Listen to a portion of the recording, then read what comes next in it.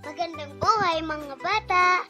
Tara, samahan ninyo akong matuto kasama si Teacher Aika, your online teacher. Please don't forget to subscribe, like, share, and hit the notification bell for more videos. Thank you! Revised K-12 Curriculum, Filipino, Grade 5. Quarter 3, Lesson 4. Ang ating aralin ngayong araw ay tungkol sa tekstong naratibo, dulang pambata. Muli, ako si Teacher Aika, ang inyong online teacher.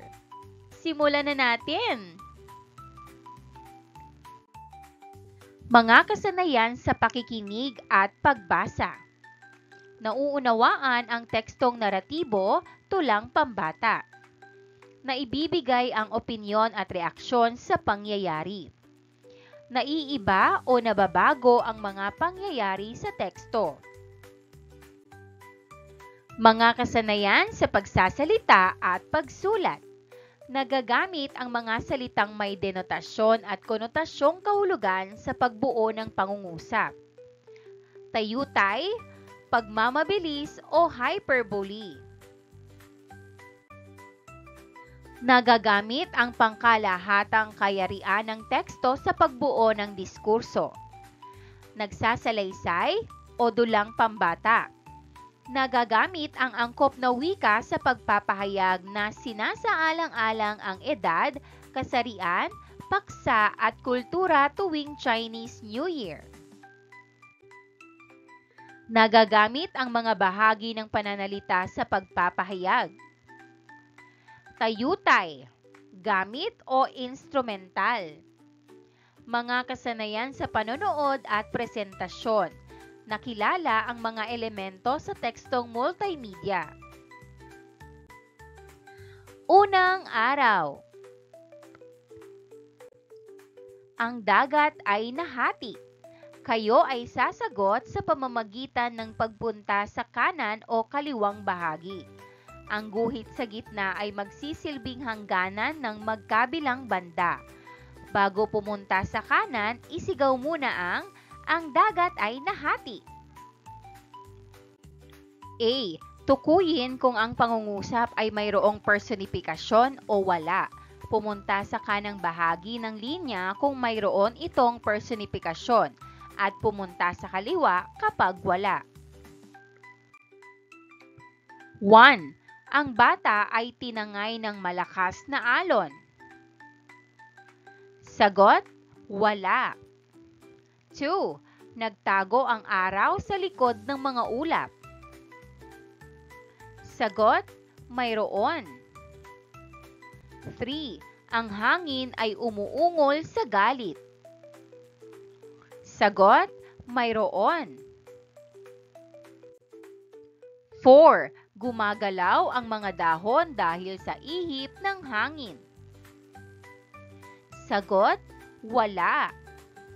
5. Niyakap ng dilim ang buong paligid. Sagot, mayroon. B. Tukuyin kung ang focus ng pandiwa ay benepaktibo o hindi. Pumunta sa kanang bahagi kung ito ay benepaktibo. Pumunta naman sa kaliwang bahagi kung ito ay hindi benepaktibo.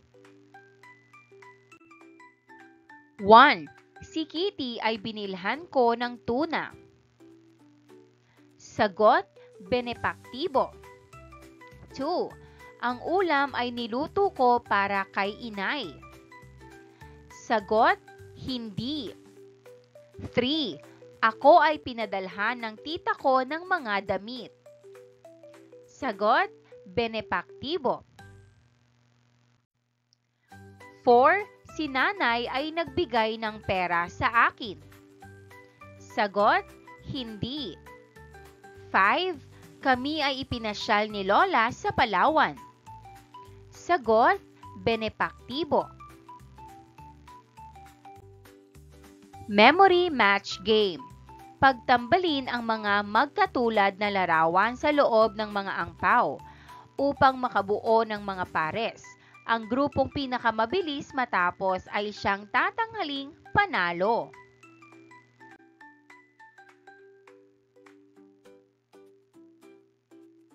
Narito ang angpaw. Narito naman ang maaaring sagot. Kailan karaniwang nakikita ang mga larawang ginamit sa memory match game? Sagot, tuwing Chinese New Year. Alam nyo ba kung bakit ganyan ang mga imahe o simbolong ginagamit tuwing Chinese New Year? Malalaman nyo sa araw na ito kung bakit. Talasapan. Ayusin ang mga ginulong titik sa ikalawang hanay upang makapagbigay ng isang salitang bubuo sa pangungusap sa bawat item. Gawing gabay ang tanong. Matapos maibigay ang tamang sagot, sagutin rin kung ano ang alam ninyong kahulugan ng salita. 1. Ano ang tawag sa panahong ito? Matyagang naghihintay sina Tonton sa pagsapit ng alas 12 ng hating gabi at ang tahanan at kalsada ay punong-puno na ng mga palamuti at kaligayahan. Patlang ng bagong taon at malapit nang marinig ang mga paputok. Sagot, bisperas, panahon, araw o gabi bago sumapit ang isang araw o pagdiriwang. 2. Ano ang paglalarawan mo sa tunog na naririnig? Sa gabi ay napakalakas ng tugtog ng videoke ng aming kapitbahay. Patlang ang tugtog ng videoke hanggang sa mga bahay ng kanilang kalsada. Sagot, umaalingaw-ngaw, malinaw na pag-uulit at paglalakbay ng tunog o salita sa isang malawak na lugar matapos tumama sa bagay. 3. Ano ang gustong gawin ng pamahalaan sa kalakaran ng ilegal na droga? Gustong patlang ng pamahalaan ang kalakaran ng ilegal na droga kaya nakaalerto ang mga pulis upang hulihin ang sinumang kaanib sa bentahan ng ilegal na droga. Sagot, puksain. Gumamit ng paraan upang lubos na alisin o tuluyang wakasan ang pag-iral ng anumang may buhay o walang buhay. 4. Ano ang tawag sa tunog na nalilikha ng baboy ramo? Nakagat ng baboy ramo ang patibong. Nagpakawala ito ng malakas na patlang. Sagot, ungol. Tunog ng hayop bilang tugon sa nadamang sakit, hirap o kasiyahan. 5. Ano ang ginawa ng mga sundalo noong natuklasan nila ang kuta ng mga terorista? Ang mga sundalo ay handa na sa pakikidigma laban sa mga terorista. Patlang sila sa kuta ng mga terorista pagsapit ng takip silim. Sagot, sumalakay. Umatake sa isang lugar na may layuning magdulot ng pinsala o manakit. Kaugnay na paksa bilang isa, pagbabasa at panonood ng dulang pambata. Ang kwento ni Nian. Isinulat ni Lilibeth C. Agno mula sa The Story of Nian sa boses ni Almar Jedidaya B. Sagusyo. Sa loob ng daan-daang taon, ang bisperas ng bagong taon ng mga Tsino ay naging katakot-takot. Tatay, di ba magbabagong taon na? Shh! Magtago ka at tumahimik, anak. Patayin na ang mga ilaw. Darating na naman ang halimaw. Halimaw? Sinian po?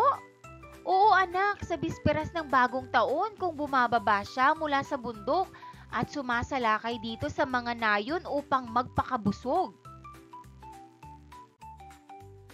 Kaya nga naghahanda tayo anak dahil kinakain niya ang mga tao at hayop na pwede niyang lapitan. 1 taon daw siyang natutulog kaya gutom na pagkagising niya. Sa halip na nagsasaya ay natatakot ang mga tao paglapit ng bagong taon dahil sa pinsalang dala ni Nian. Bumabaha ng luha sa mga nayon pagkatapos niyang sumalakay. Nabibiyak ang dibdib ng mga tao sa pagkawala ng kanilang mga mahal sa buhay at mga ari-arian. Palaging umaasa ng pagbabago ang mga tao, subalit namumuti ang buhok nila sa kahihintay ng kapayapaan at saya tuwing dumarating ang bagong taon. Ayon sa alamat, paglubog ng araw, si Nian ay nagsisimula ng manghuli ng kanyang makakain. Ang ilang mga taga-nayon ay lumilisan sa kanilang mga tahanan upang takasan ang halimaw. Ang mga naiiwan sa kanilang mga nayon ay nagsasara ng kanilang mga pintuan, nagpapatay ng kanilang mga lampara at nananatiling tahimik hanggang sa kaya nila. Kahit bahagyang liwanag o ang pinakamahinang ingay ay sapat na upang kunin ang atensyon ng halimaw. Umuusok man ang ilong ng mga tao kay Nian, ay wala naman silang magawa upang siya ay labanan. Bisperas na ng bagong taon sa isang liblib na pook sa China, may isang pulubing dumating sa nayon. Magandang gabi po. Maaari po ba akong humingi ng kaunting pagkain at makituloy sa gabing ito? Sa ibang araw ka na lang pumunta. Kumatok siya sa mga bahay-bahay upang manghingi ng pagkain at makituloy. Subalit hindi siya maasikaso dahil ang bawat isa ay nag-aalala sa pagsalakay ni Nian. Mula sa malayo, isang matandang babae ang nakatanaw sa pulubi mula sa kanyang bintana. Ang pulubi ay papalapit ng papalapit sa kanyang bahay.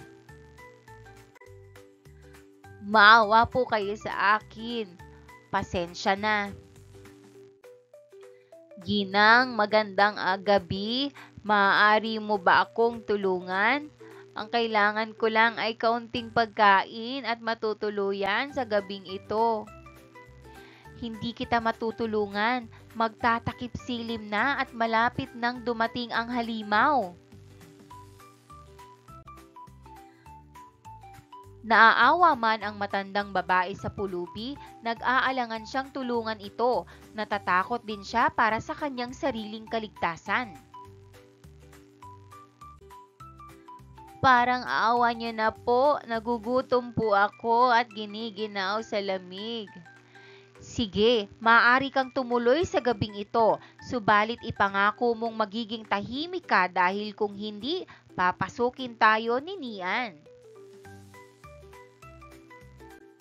Salamat sa inyong kabaitan. Biglang kapalit, tuturuan kita kung paano puksain ang halimaw. Imposibleng mapuksa si Nian. Paano mo lalabanan ang isang halimaw? Mayroon ka bang mga pulang papel, pulang parol, tambol at mga paputok? Ang pulang kulay ay kinatatakutan ng mabangis na halimaw, pati na rin ang mga malalakas na tunog gaya ng pagtugtog ng tambol at nakakasilaw na mga paputok. Totoo? Sige, ihanda na natin ang mga ito habang wala pa ang halimaw. Sumapit ang gabi. Isang malalim at mabangis at nakabibinging ungol ang umalingaw-ngaw sa nayon. Dumating na si Nian, ang hayop na kinatatakutan ng bawat nilalang. Madilim ang buong nayon maliban sa isang bahay sa malayo.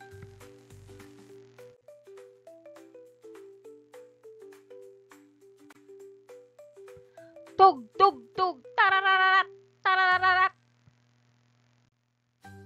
Atak! Shoo! Shoo! Boom! Boom! Boom!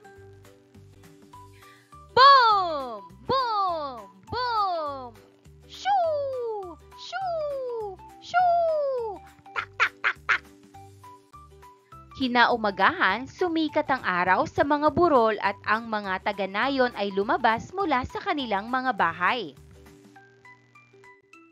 Gaano na naman kaya kalaki ang pinsalang ginawa ni Nian? Ha? Walang napinsala? Hindi kaya sumalakay si Nian? Ang pulubing hindi ninyo tinulungan kagabi ang nagturo sa akin kung paano takutin ang halimaw. Ha? Si Nian? Natakot? Paano nangyari yun? Ang kulay pula, nakakasilaw na liwanag at mga ingay ay ipinantakot namin sa kanya. Ganun ba? Maraming salamat! Mula ngayon, magiging masaya na ang ating bagong taon. Hindi nagtagal, kumalat ang balita kung paano takutin ang halimaw. Iyan ang kwento kung bakit ang bisperas ng bagong taon ng mga Tsino ay hindi naging tahimik pa. Nagsimulang nagdiwang ng bagong taon ang mga Tsino gamit ang mga pulang parol at mga palamuti, mga paputok at malalakas at masasayang tunog ng mga tambol. Ang lahat ng ito ay ipinanlaban sa isang mabangis na halimaw na si Nian, na sa mahabang panahon ay nagdala ng pinsala tuwing bagong taon ng mga Tsino. Wakas! Sagutan ang mga tanong na nakategorya ayon sa kahirapan o pinagmulan ng mga sagot. A. Nasa teksto mismo. Sino si Nian? Si Nian ay isang mabangis na halimaw na kumakain ng tao at hayop. Bakit siya kinatatakutan ng mga tao? Kinatatakutan siya dahil sumasalakay siya tuwing bagong taon at naninira ng mga bahay. Kailan sumasalakay si Nian? Tuwing bisperas ng bagong taon. Ano ang ginagawa ng mga tao upang hindi sila mapinsala ni Nian? Ginagamit nila ang kulay pula, mga paputok at malalakas na tunog para takutin siya. Nagpatuloy ba ang nangyayaring pagpinsala ni Nian tuwing bagong taon? Bakit? Hindi na dahil natakot siya sa pula at malalakas na tunog kaya hindi na bumalik. B. Isipin at hanapin. Ano kaya ang palaging hiling ng mga tao sa tuwing bagong taon? Ang palaging hiling nila ay kapayapaan, kasiyahan at magandang buhay. Ano kaya ang totoong katauhan ng matandang lalaki? Maaring isa siyang mahiwagang nilalang na tumulong sa mga tao laban kay Nian. Bakit kaya hanggang ngayon ay gumagawa pa rin ng mga pulang palamuti at malakas na ingay ang mga Tsino kung ipagdiwang nila ang bagong taon? Dahil simbolo ito ng swerte at panlaban sa malas o masasamang espiritu tulad ni Nian. C. Ikaw at ang author. Kung ikaw ang author, paano mo babaguhin ang dula? Gagawin kong mas mahaba ang kwento at ipapakita ko kung ano ang nangyari kay Nian pagkatapos niyang tumakas. Kung ikaw ang author, ano-anong linya ng mga tauhan ang babaguhin o idadagdag mo? Idadagdag ko ang linya kung saan magpapasalamat ang lahat sa matandang pulubi at magdiriwang sila ng sabay-sabay. D. Sa aking sarili. Anong aral ang mapupulot mo sa dula? Na dapat tayong matutong tumulong sa iba at huwag matakot sa problema. Bakit mahalagang maging matulungin tayo sa ating kapwa? Dahil kapag tumutulong tayo, nagiging mas mabuti ang ating mundo at natutulungan din tayong magtagumpay. Pagbibigay ng opinyon at reaksyon sa mga pangyayari sa dula. Post-it wall. Ayon sa mga piling eksena sa dula, ibigay ang iyong reaksyon o opinyon. Isulat ang iyong reaksyon sa isang pirasong papel at ilagay sa post-it wall. Mga eksena. Pagtulong o hindi pagtulong sa matanda. Kung ako rin, tutulungan ko ang matanda kasi baka kailangan niya talaga ng tulong. Pagsukli sa kabutihan ng matandang babae. Natuwa ako kasi ginantihan ng kabutihan ang kabutihan. Pagiging makatotohanan ng halimaw. Nakakatakot si Nian pero dahil sa tapang ng mga tao, natalo rin siya. Liham para sa kaibigan. Narito sina Zunzun at Chinchin, mga batang Chinese na lumaki na rin sa Pilipinas dahil sa pagnenegosyo ng mga magulang nila dito sa ating bansa. Sumulat ng liham para kay Zunzun o kaya kay Chinchin tungkol sa iniisip mo o karanasan mo tuwing Chinese New Year. Narito ang halimbawang liham para kay Zunzun.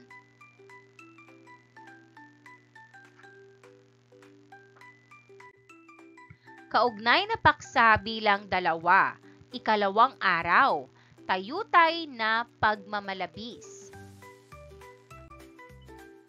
Suriin ang mga tayutay mula sa dula.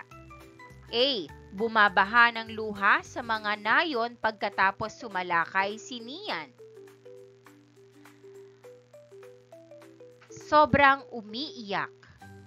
B. Nabibiyak ang dibdib ng mga tao sa pagkawala ng kanilang mga mahal sa buhay at mga ari-arian. Sobrang nasasaktan. C. Palaging umaasa ng pagbabago ang mga tao, subalit namumuti ang buhok nila sa kahihintay ng kapayapaan at saya tuwing dumarating ang bagong taon. Sobrang tagal naghihintay. D. Umuusok man ang ilong ng mga tao kay Nian ay wala naman silang magawa upang siya ay labanan. Galit na galit. E. Abot langit ang pasasalamat niya sa matandang babae. Napakalaki ng pasasalamat. Mga gabay sa pagsusuri. A. Anong parirala sa bawat pangungusap ang tila hindi ka panipaniwala o sobra-sobra kung ituring? Sagot, lahat ng parirala ay tila hindi ka panipaniwala o sobra-sobra kung ituring. B. Paano inilarawan ang mga pariralang ito? Sagot, ang mga ito ay pinalabis na paglalarawan upang ipakita ang matinding damdamin ng mga tauhan tulad ng sobrang lungkot, galit o pasasalamat. C. Paano ito nakaapekto sa emosyon ng pahayag? Sagot, nakakadagdag ito ng damdamin sa binabasa. Mas nararamdaman ng mambabasa ang bigat ng kalungkutan, tindi ng galit o saya ng mga tauhan. D. Anong ibig sabihin ng 1. Bumabaha ng luha? Sagot, maraming umiiyak, sobrang kalungkutan. 2. Nabibiyak ang dibdib. Sagot, labis na pagdurusa o sobrang lungkot. 3. Namumuti ang buhok. Sagot, tumanda sa paghihintay. 4. Umuusok man ang ilong.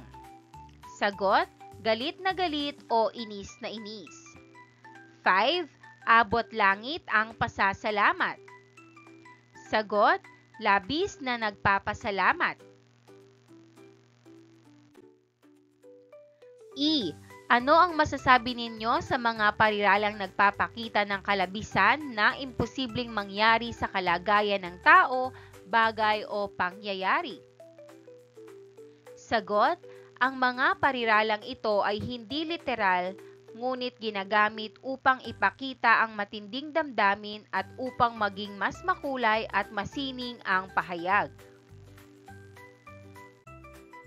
F. Ano ang tawag natin sa mga ito? Anong uri ng tayutay ang mga ito? Sagot, ang tawag dito ay tayutay na pagmamalabis o hyperbole. Isang uri ng tayutay na gumagamit ng sobrang pagpapahayag upang bigyang diin ang damdamin o ideya. Narito ang iba pang halimbawa. Ano ang iyong alam na kahulugan ng mga pahayag? A. Tumalon siya hanggang sa buwan dahil dumating ang kanyang pamilya upang sama-sama nilang salubungin ang bagong taon. Sagot, ipinapakita nito ang sobrang tuwa at kasiyahan niya dahil dumating ang kanyang pamilya. B. Sa selebrasyon ng bagong taon, isang sinulid sa dayami ang hinahanap nilang kaibigan. Sagot, ibig sabihin hirap na hirap silang hanapin ang kaibigan dahil napakaraming tao o mahirap siyang matagpuan. C. Isang dagat ang iniluha niya tuwing bagong taon dahil naaalala niya ang mga magulang niyang yumao na. Sagot, ipinapahiwatig nito ang labis na kalungkutan ng tao sa paggunita sa kanyang mga magulang. Pagtukoy sa pagmamalabis sa pangungusap. Basahin at suriin mo ang bawat pangungusap. Salungguhitan mo ang ginamit na pagmamalabis. Pagkatapos, ibigay mo ang kahulugan ng pahayag sa tulong ng larawan. Isulat mo ang kahulugan sa patlang.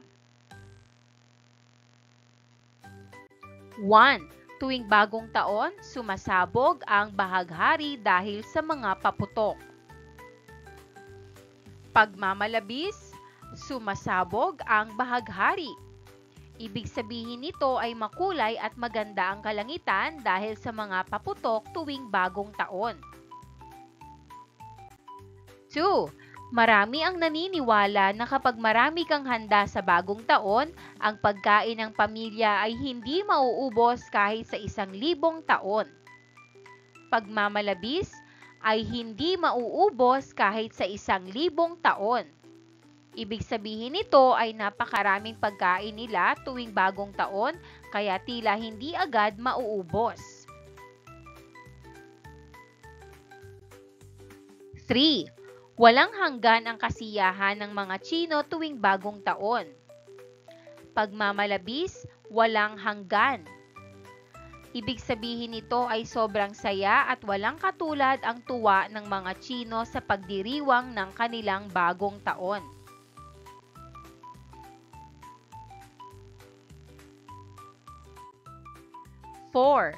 Nagiging kaharian ng mga leon at dragon ang mga kalsada sa China tuwing Chinese New Year.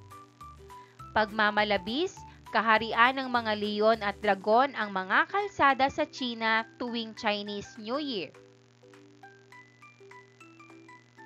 Ibig sabihin nito ay puno ng mga sayaw ng leon at dragon ang mga kalsada tuwing selebrasyon. 5. Dahil maraming handa, hindi matalo ng kabayo ang pinggan ni Noel. Pagmamalabis, hindi matalon ng kabayo ang pinggan ni Noel. Ibig sabihin nito ay napakaraming pagkain sa pinggan ni Noel o siksik ito sa dami ng handa. Piliin sa kahon ang mga salita o pariralang bubuo sa pangungusap. Ang mabubuong pangungusap ay magpapakita ng pagmamalabis. Narito ang mga pagpipilian. Abot tainga, huminto, nakakabulag, kisap mata, nagunaw ang mundo, kamatis. 1. Ang mga ilaw sa konsyerto ng bagong taon ay nakakabulag. 2. Ang oras ay huminto sa haba ng selebrasyon ng bagong taon. 3. Noong bagong taon, nagunaw ang mundo ni Ana dahil hindi siya pinayagang mamasyal na kasama ang mga kaibigan niya. 4. Sa isang kisap mata ay naubos niya ang isang buong litsyong manok. 5. Naging kamatis ang mga pisngi ni Joanna nang muntik na siyang masabugan ng paputok. Buuin ang pagmamalabis. Buuin ang tayutay na pagmamalabis upang makumpleto ang diwa ng pangungusap. Umisip ng isang salitang angkop na gamitin. Isang malungkot na bagong taon ni Lilibeth C. Agno. Sobrang saya ni Noel. Abot sa tainga ang kanyang ngiti. Darating kasi ang kanyang tatay na sundalo. Sinabi ng tatay niya na ipagdiriwang niya ang bagong taon na kasama ang kanyang pamilya. Sinabi pa niya na pasasabugin nila ni Noel ang lahat ng mga paputok sa buong mundo. Tiyak, mabibingi ang lahat sa lakas ng mga paputok. Kaya abot sa langit ang galak ni Noel.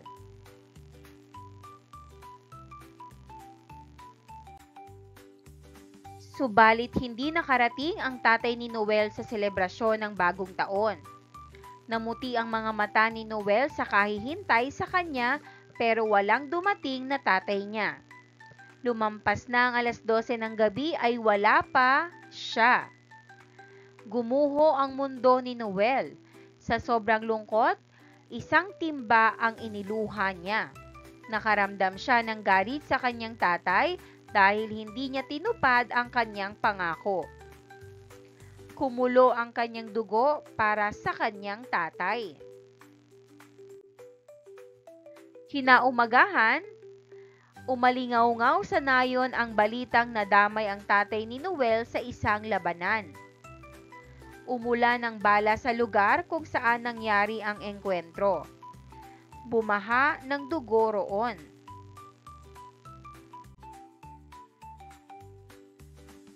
Nang mabalitaan ng pamilya ni Noel ang nangyari, bumagsak ang mundo sa kanila.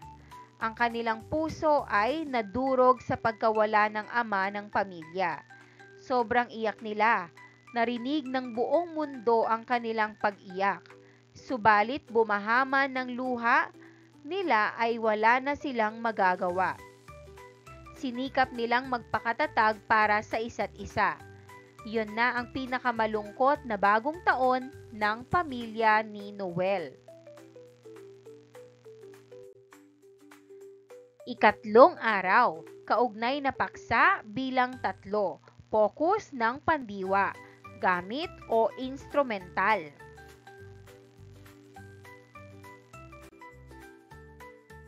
Basahin ang mga pangungusap. A. Ang mga makakapal na kumot ay ipantatakip sa mga butas ng dingding. B. Ang malakas na tunog ng tambol ay ipinantakot kay Nian. C. Ang kulay pula, nakakasilaw na liwanag at mga ingay ay ipinantakot namin sa kanya.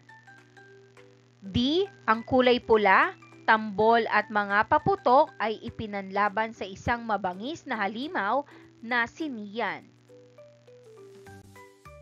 Anong bagay ang ginamit sa bawat pangungusap? Sagot: A. Mga makakapal na kumot. B. Malakas na tunog ng tambol.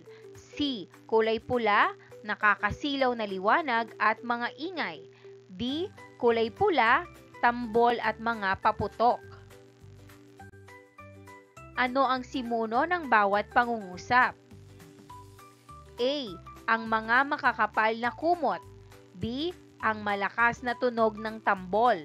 C. Ang kulay pula, nakakasilaw na liwanag at mga ingay. D. Ang kulay pula, tambol at mga paputok. Ano ang pagkakatulad ng mga pangungusap? Sagot: lahat ng pangungusap ay may simunong nagsasaad ng bagay na ginamit sa pagsasagawa ng kilos.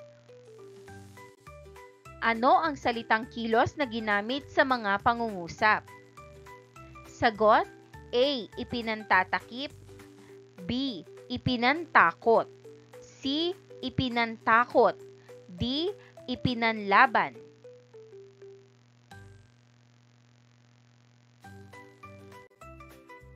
Ano ang relasyon ng simuno sa pandiwa ng bawat pangungusap? Sagot: ang simuno sa bawat pangungusap ay ang bagay na ginamit upang maisagawa ang kilos na ipinahahayag ng pandiwa. Ano ang mga panlaping ginamit sa mga salitang kilos? Sagot: ipa sa ipantatakip, ipinang sa ipinantakot, at ipinanlaban.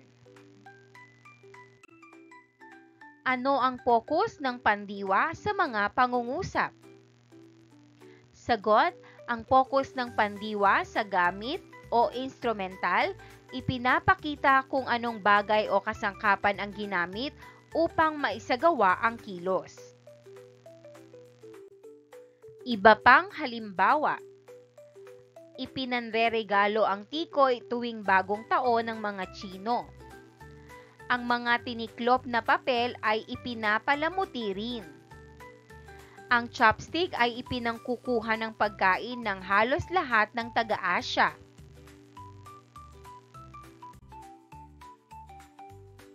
One, two, three, cards up. Ang klase ay papangkatin sa 4. Gamitin sa pangungusap bilang focus ng pandiwa ang mga naibigay na salita. 1. Tambol. Pangungusap: sa pistahan, ipinantugtog ni Mario ang kanyang tambol. 2. Paputok. Pangungusap: ang malakas na tunog ng paputok ay ipinantataboy sa mga kamalasan sa buhay. 3. Tikoy. Pangungusap: ang tikoy ay ipinanghihimagas ni Nena sa pagsapit ng bagong taon. 4. Ampaw. Pangungusap: ipinamimigay ang mga ampaw sa mga bata upang magdala ng kasaganahan sa kanila. 5. Parol. Pangungusap: ang parol ay pwedeng ipandisenyo sa loob ng bahay tuwing Chinese New Year. Pagpuno sa patlang. Buuin ang pangungusap sa pamamagitan ng paglalapi sa salitang ugat upang ang maging focus nito ay instrumental. 1. Ang kutsilyo ay ipanghiwa mo sa mangga, Maria. 2. Ang kanyang kamera mismo ang ipinangkuha ni Mario sa mga larawan. 3. Ang natitirang load ay ipantatawag ko bukas sa aking nanay. 4. Ang busina ay ipinangpaalam ni Carding sa kanyang asawa. Ang tsinelas ni Jose ay ipinambato niya sa asong ulol. Paggamit ng pangungusap. Gamitin sa pangungusap bilang focus ng pandiwa ang mga ngalan ng mga bagay sa loob ng classroom. Halimbawa: tisa. Ipinansulat ni Ginang Marcos sa pisara ang tisa. 1. Stick. Ipinangsulat ni Marcos sa papel ang stick. 2. Basurahan. Ipinaglagyan ng mga kalat ng mga mag-aaral ang basurahan. 3. Cabinet. Ipinaglagyan ni Ginang Cruz ng mga libro ang cabinet. 4. Water jug. Ipinanglagay ng tubig para sa mga mag-aaral ang water jug. 5. Crayola. Ipinangkulay ni Ana sa kanyang proyekto ang Crayola. Ika-4 na araw, kaugnay na paksa bilang 4, paggawa ng dulang pambata. Mga sangkap ng dula. 1. Tagpuan, panahon, oras at pook kung saan naganap ang pangyayaring isinasaad sa dula. 2. Tauhan, ang kumikilos at nagbibigay buhay sa dula. Sila rin ang bumibigkas ng mga dialogo at nagpapadama nito sa mga manonood. 3. Sulyap ng suliranin. Bawat dula ay may suliranin. Walang dula na wala nito. Mawawala ng saysay ang dula kung wala itong suliranin. Maaaring mabatid ito sa simula o sa kalagitnaan ng dula na nagsasadya sa mga pangyayari. Maaaring magkaroon ng higit na isang suliranin ang isang dula. 4. Saglit na kasiglahan.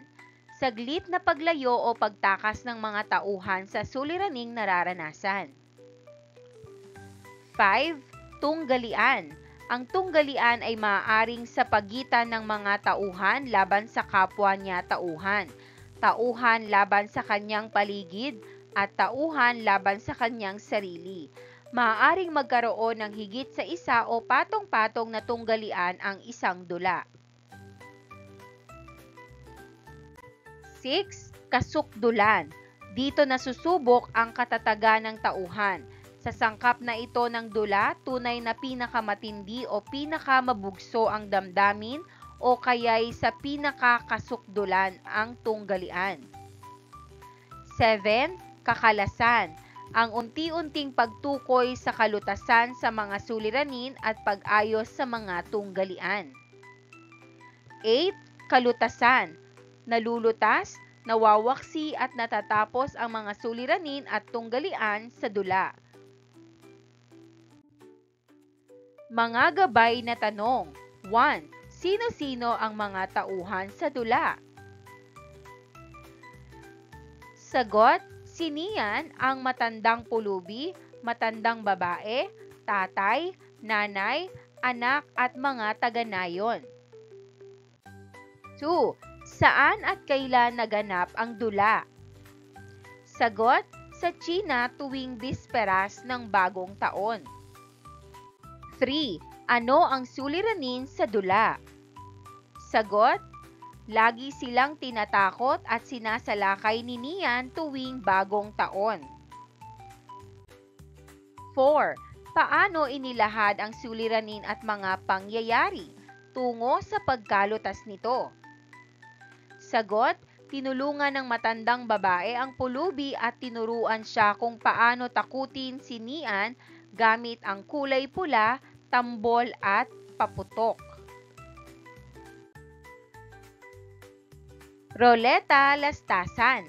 Gamit ang roletang may mga pangalan ng mga tauhan sa dula, anong bahagi ang nais mong palitan sa kwento na may kinalaman sa tauhang lumabas sa roleta? Bakit ganon ang nais mong mangyari?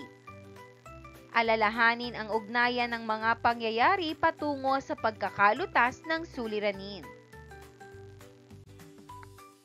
Bagyuhang utak o brainstorming. Bumuo ng mga pangkat at mag-usap-usap sa isusulat na dulang nagsasalaysay ng mga mungkahing hakbang na gagawin bilang solusyon sa isang usaping pangkomunidad o pambansa. Mga hakbang sa pagsulat ng maikling dula. 1. Pagpili ng paksa. Mag-isip ng isang kawili-wili at makabuluhang paksa. Maaaring ito ay tungkol sa pakikipagsapalaran, pagkakaibigan o mga aral sa buhay. 2. Pagbuo ng balangkas. Gumawa ng balangkas ng kwento. Isama ang simula, gitna at wakas. Siguraduhing mayroong kasukdulan at resolusyon ang kwento.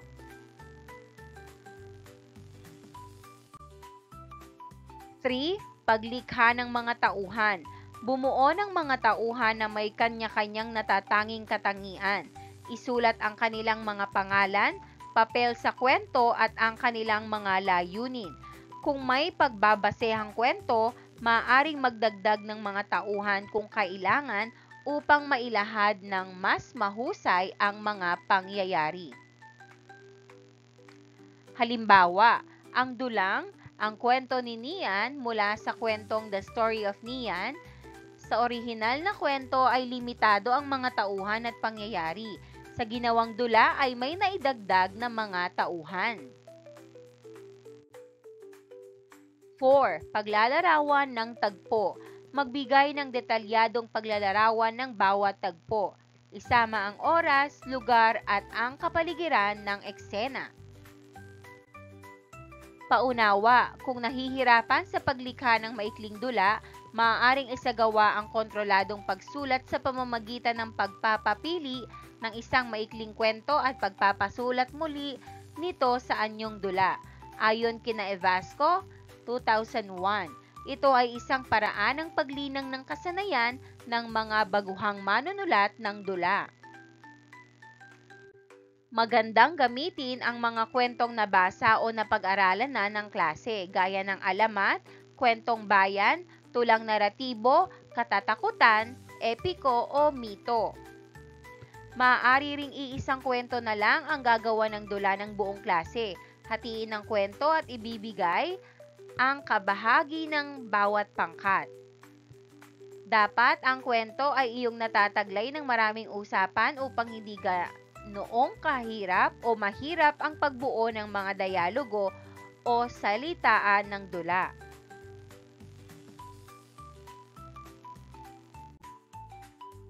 Isang magandang kwento ang misteryo. Ito ay nagtataglay ng maraming salitaan kaya hindi mahirap ang pagbuo ng mga dialogo. Ang iba pang maaaring hanguan ng tema o istorya sa dula ay mga salitang panglathalain, mga tunay na karanasan, at iba pa.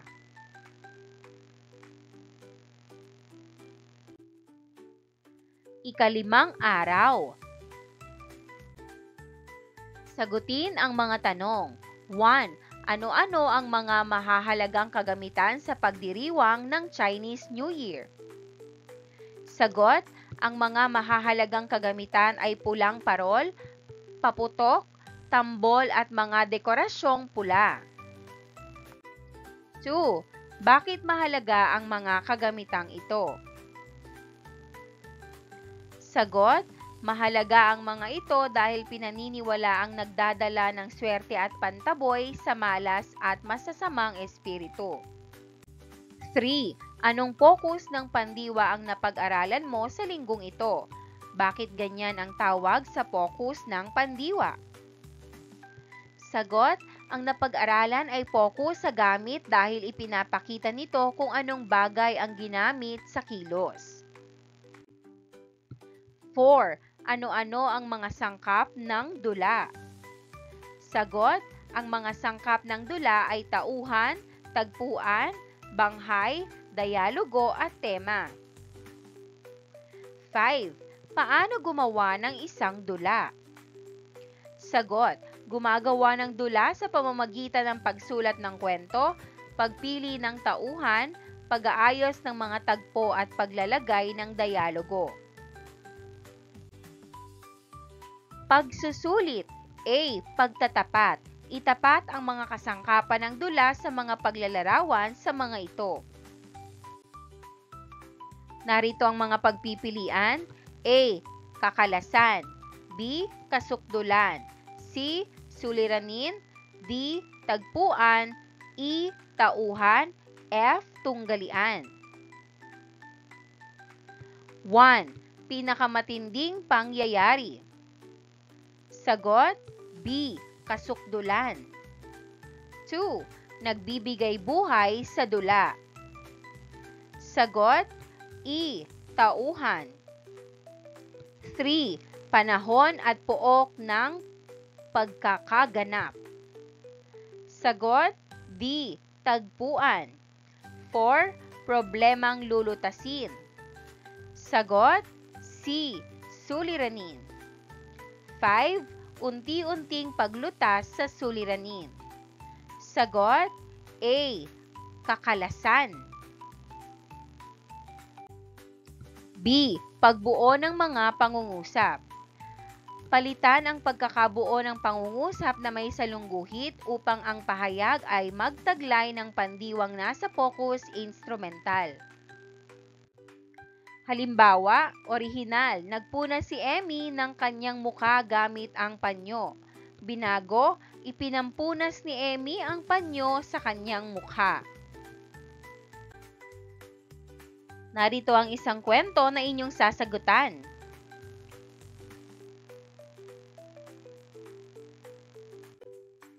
Sagot, 6. Ipinambili namin ng pagkain ang perang padala ni Tita Marie. 7. Pinaglutuan namin ng manok ang oven. 8. Pinagbabadan namin ng karne ang soy at kalamansi.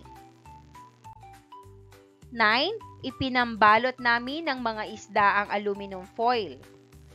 10. Ipinanghimagas namin ang cake. Pagsulat ng dialogo. Sumulat ng mga dialogo ng bawat tauhan. Ito ay gawaing pangkatan. Gawing gabay ang checklist sa pagsusulat ng maikling dula. Dapat ay oo ang sagot ng mga mag-aaral sa bawat indicator. Checklist sa pagbuo ng script ng maikling dula. Narito ang mga tanong.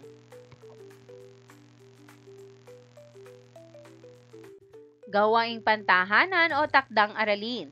Sa lungguhitan ang mga tayutay na pagmamalabis sa maikling kwento. Ang pamagat ng kwento ay Ang Hambog na Hari ni Almar Jedediah Sagusyo. Sa isang malayong kaharian, may isang haring kilala sa kanyang labis na kahambugan. Ang kanyang trono ay gawa sa ginto at mas makinang pa kaysa sa araw. Ang kanyang korona ay puno ng mga brilyante na mas maliwanag pa kaysa sa mga bituin sa kalangitan. Ang kanyang palasyo ay mas mataas pa kaysa sa pinakamataas na bundok. At ang kanyang hardin ay mas malawak pa kaysa sa pinakamalawak na lupain. Narito ang mga kasagutan.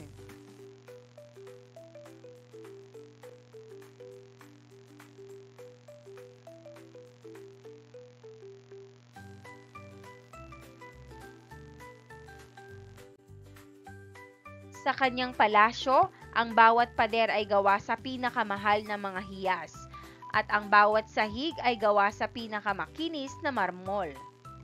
Ngunit sa kabila ng kanyang yaman at kapangyarihan, ang hari ay hindi masaya. Siya ay nag-iisa. Ang kanyang tronong ginto, koronang brilyante at malaking palasyong puno ng hiyas ay hindi sapat upang punan ang kanyang kawalan ng mga tunay na kaibigan. Basahin ang mga elemento ng dula. Gamiting basehan ang mga ito sa pagpapabuti o pagpapatuloy ng dulang naumpisahan. Mga elemento ng dula. 1. Script o banghay. Pagkasunod-sunod ng mga pangyayari sa dula. Ang pinakakaluluwa ng isang dula. Maaaring konbensyonal, simula, gitna at wakas. Maaaring magsimula sa gitna o wakas. 2. Dialogo o salitaan. Mga linyang sinasabi o binibitawan ng mga aktor na siyang paraan ng pagpapahayag nila ng emosyon. 3. Aktor o karakter. Mga tauhang gumaganap sa dula, nagsasabuhay sa tauhang nasa script. 4. Tanghalan. Pook o lugar na pinanggaganapan ng dula. 5.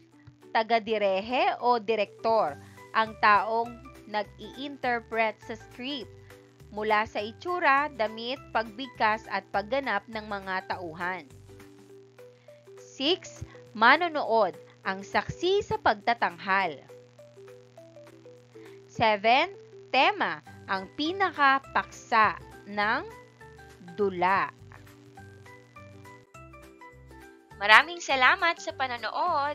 Huwag kalimutang i-like at mag-subscribe para sa higit pang educational content. I-click ang bell icon para ma-update ka sa ating mga bagong video. Salamat!